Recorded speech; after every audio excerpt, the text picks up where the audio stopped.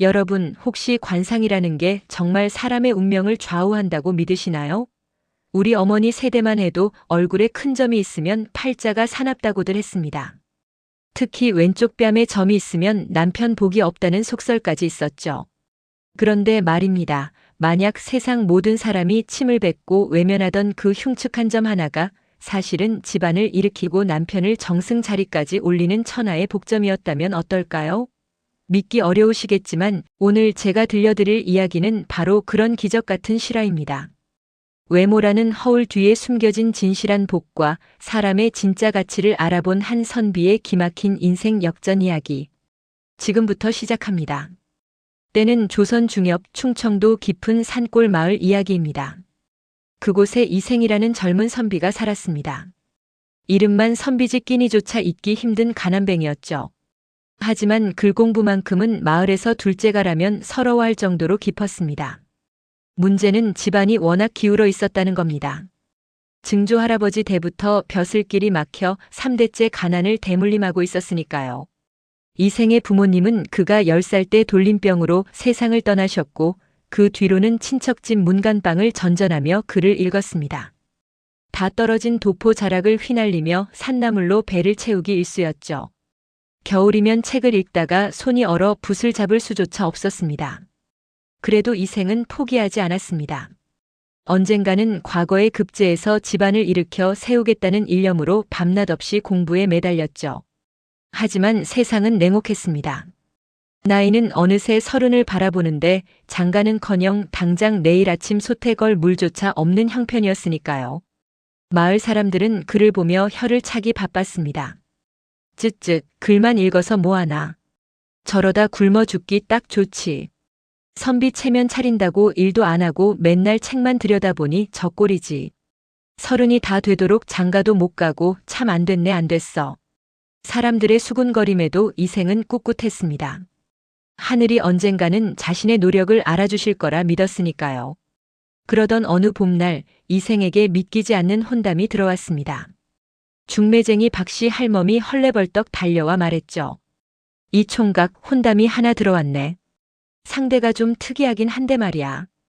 이생이 물었습니다. 특이하다니요? 박씨 할멈이 머뭇거리다 입을 열었습니다. 이웃마을 옥분이라는 처자일세.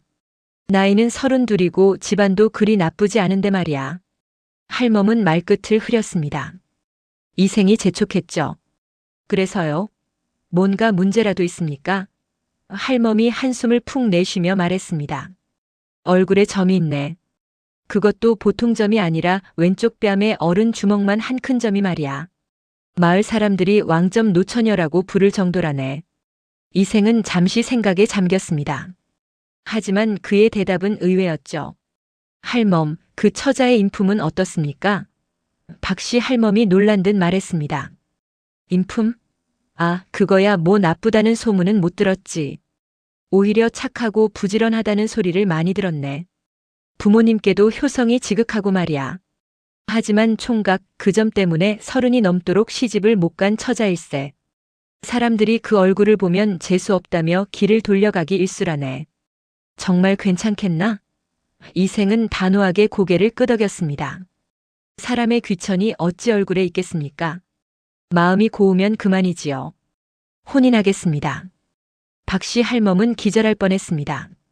세상에 이런 선비가 다 있나 싶었죠. 소문은 삽시간에 마을에 퍼졌습니다.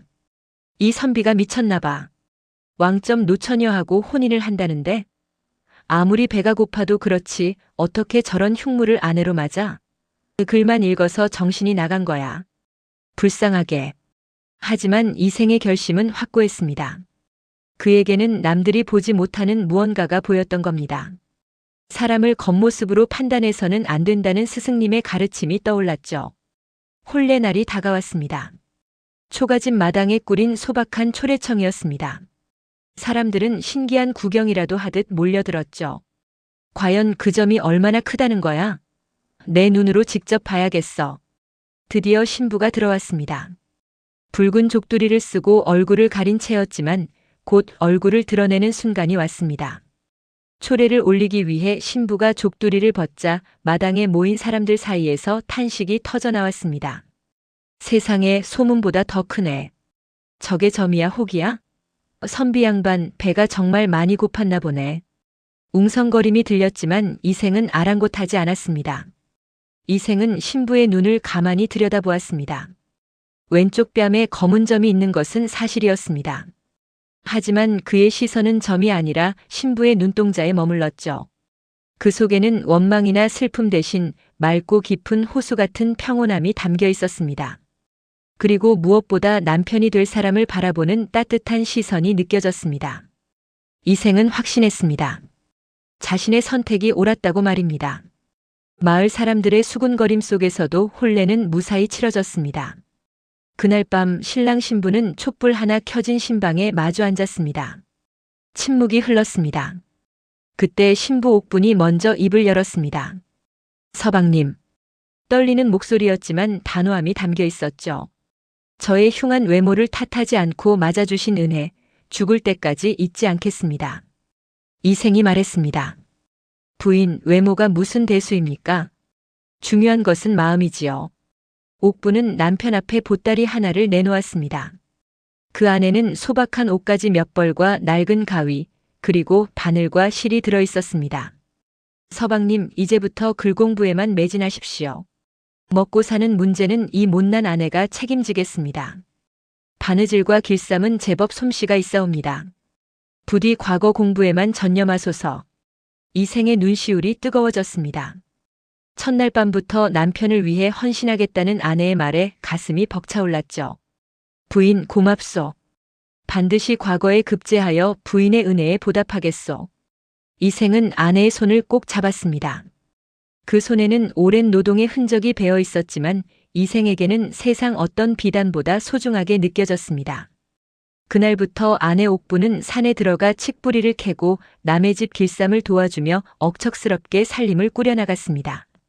동이 트기 전에 일어나 산으로 올라가 나무를 캐고 해가 질 때까지 배틀 앞에 앉아 옷감을 짰습니다. 손끝이 갈라지고 피가 나도 쉬지 않았죠. 이상한 일은 그때부터 벌어지기 시작했습니다. 아내가 들어온 뒤로 신기하게도 이생이 산에 가면 귀한 약초가 발치에 걸리는 것이었습니다.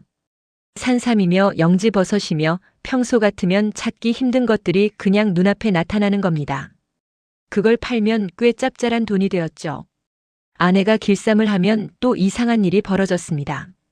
다른 집보다 3배는 더 빠른 속도로 옷감이 짜이는 것이었습니다. 배틀이 마치 저절로 움직이는 것처럼 술술 풀렸죠. 덕분에 옥분이 짠 옷감은 장터에서 불티나게 팔렸습니다.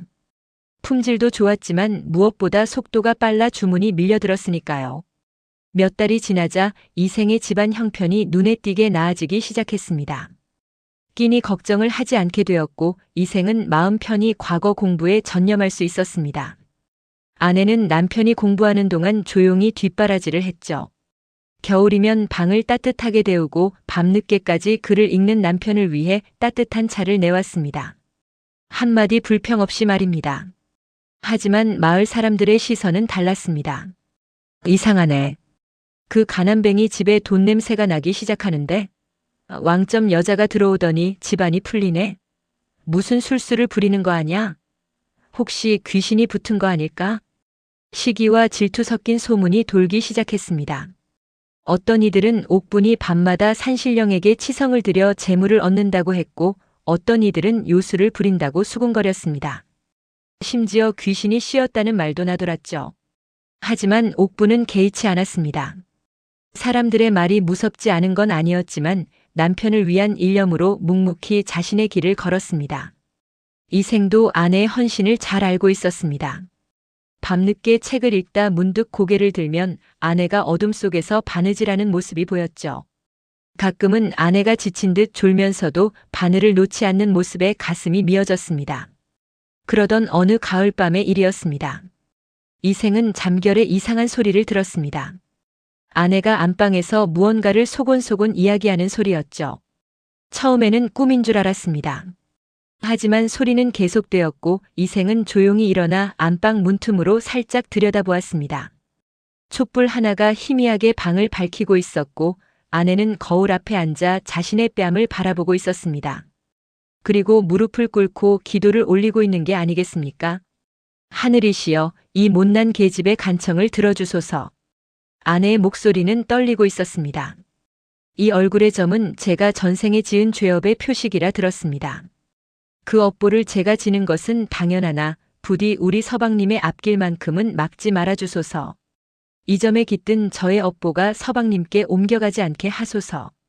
차라리 저의 수명을 10년이고 20년이고 가져가시고 그 대신 서방님께 광명을 주소서. 아내는 자신의 뺨을 어루만지며 눈물을 흘리고 있었습니다. 서방님은 착하고 재주 많은 분이십니다. 과거에 급제하여 세상에 쓰임 받으실 분이십니다. 부디 이 못난 아내 때문에 뜻을 이루지 못하는 일이 없게 해주소서. 이 생은 문 밖에서 그 모습을 보며 가슴이 미어지는 것 같았습니다. 아내는 자신의 외모를 원망하기는커녕 그 흉한 점조차 남편을 위한 기도의 제물로 삼고 있었던 것입니다. 사람들이 욕하고 손가락질해도 묵묵히 견뎌낸 이유가 바로 이것이었습니다. 남편을 위해서라면 무엇이든 견딜 수 있다는 굳은 신념 때문이었죠. 이 생은 더 이상 참을 수 없어 방문을 열고 들어갔습니다. 부인. 옥부는 깜짝 놀라 일어섰습니다. 서방님 언제부터? 부인, 이게 무슨 짓이오? 어찌 자신의 목숨을 담보로 그런 기도를. 이 생의 눈에도 눈물이 고였습니다. 서방님 걱정 마소서. 저는 괜찮습니다. 옥분이 남편의 손을 잡았습니다. 저 같은 못난 계집을 아내로 맞아주신 은혜만으로도 저는 충분히 행복합니다. 다만 서방님의 뜻이 이루어지기만 한다면 이 목숨쯤이야. 안 돼요. 이생이 아내를 꼭 안았습니다.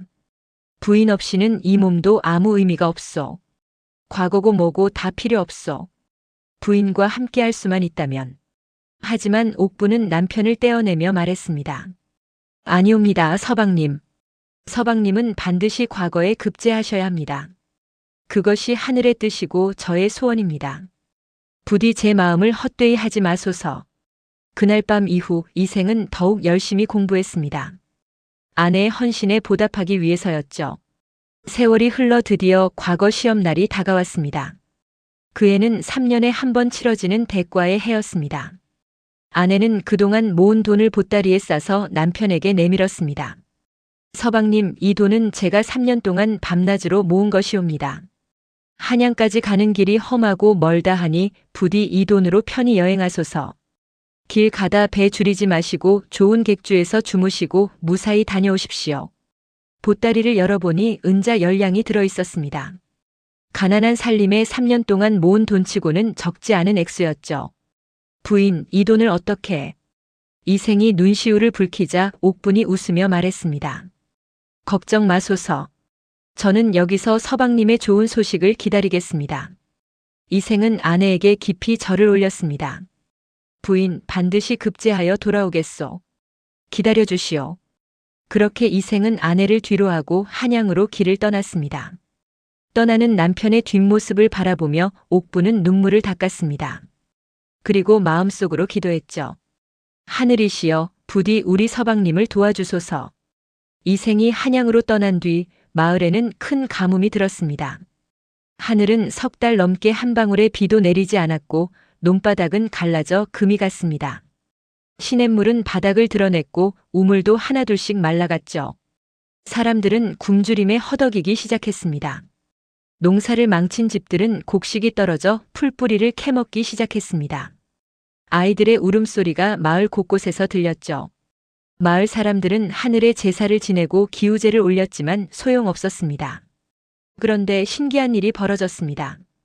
마을의 모든 우물이 바닥을 드러냈는데 이생의 집 우물만은 물이 마르지 않는 것이었습니다. 아니, 오히려 더 맑고 풍부한 물이 솟아올랐죠.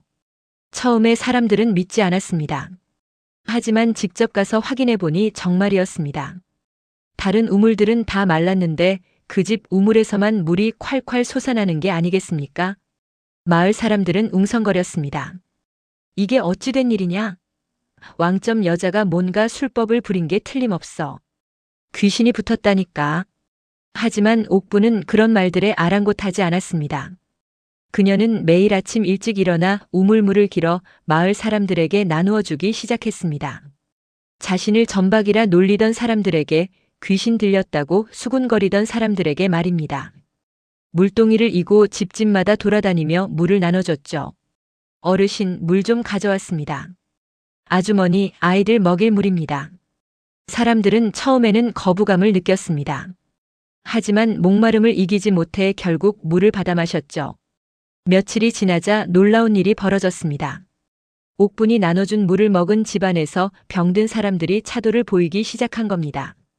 가뭄으로 탈이 난 아이들이 건강을 되찾았고 알아놓은 노인들이 일어나기 시작했습니다.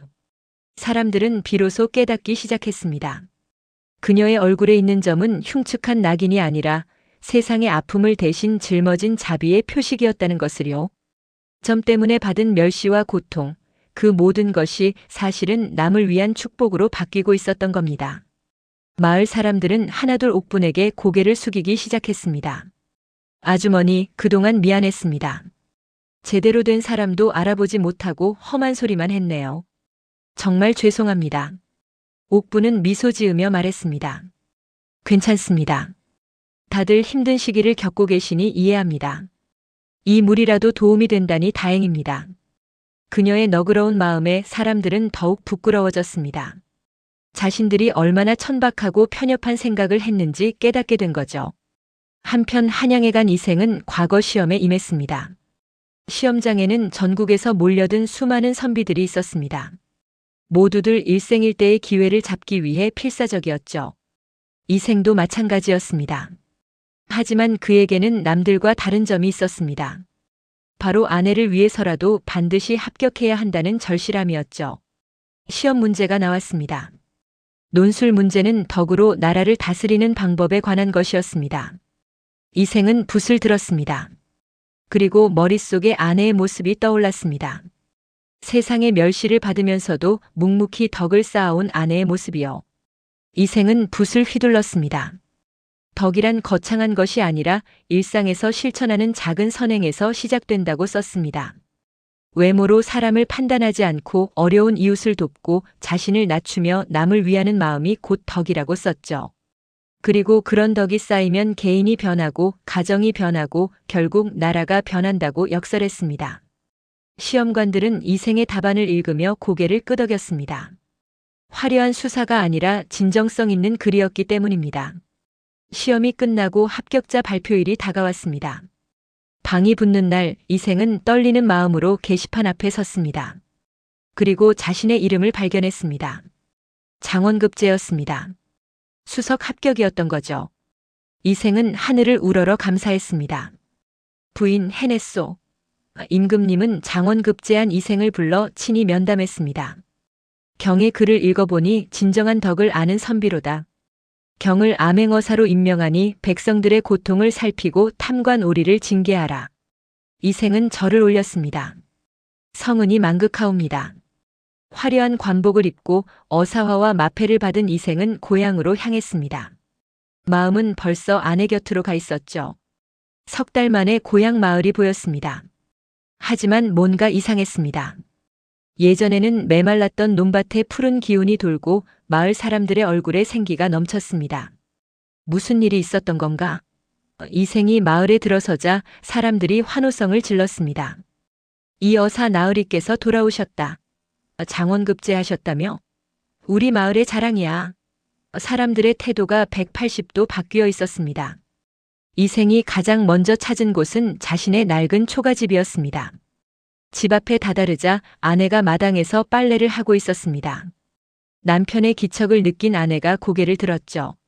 서방님, 옥분이 달려나왔습니다.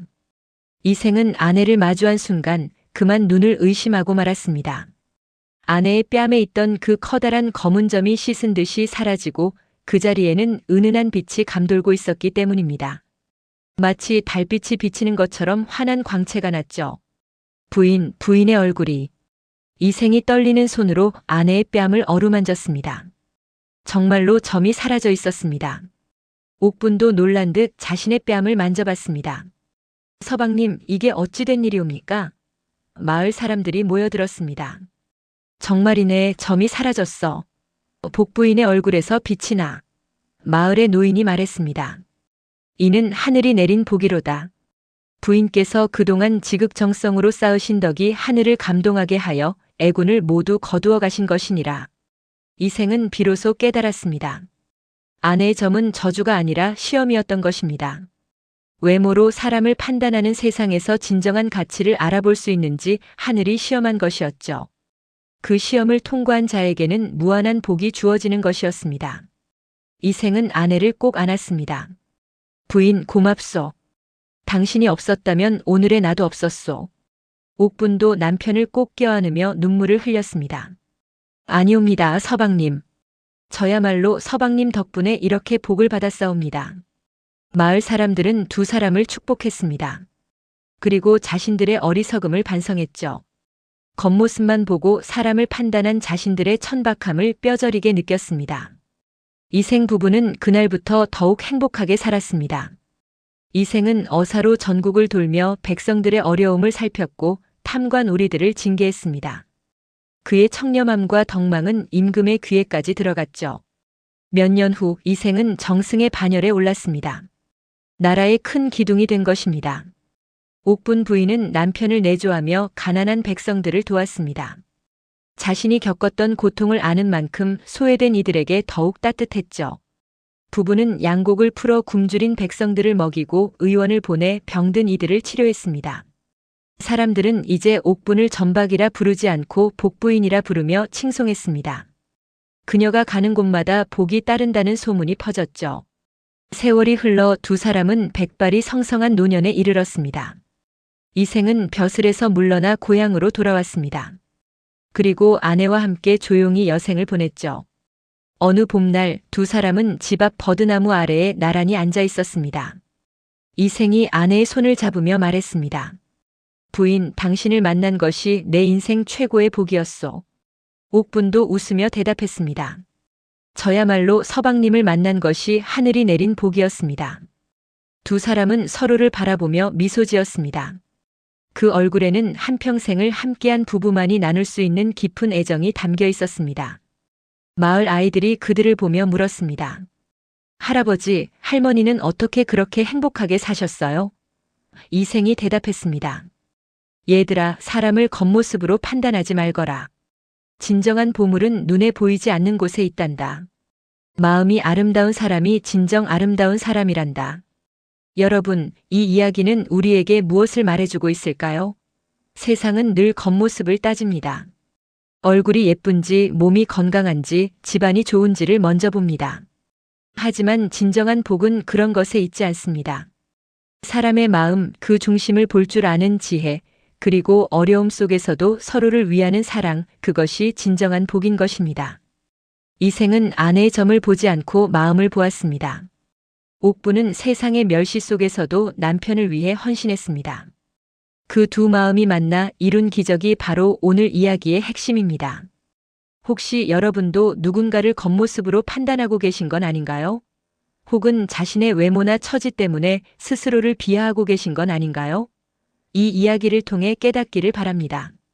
진정한 아름다움은 겉이 아니라 속에 있다는 것을, 진정한 복은 외적인 조건이 아니라 내적인 덕에서 온다는 것을 말입니다. 이생 부부처럼 서로의 진가를 알아보고 끝까지 믿고 사랑한다면 그 어떤 어려움도 이겨낼 수 있을 것입니다. 그리고 언젠가는 반드시 복이 찾아올 것입니다. 오늘 이야기가 여러분의 마음에 작은 위로와 희망이 되었기를 바라며 이만 줄이겠습니다. 감사합니다.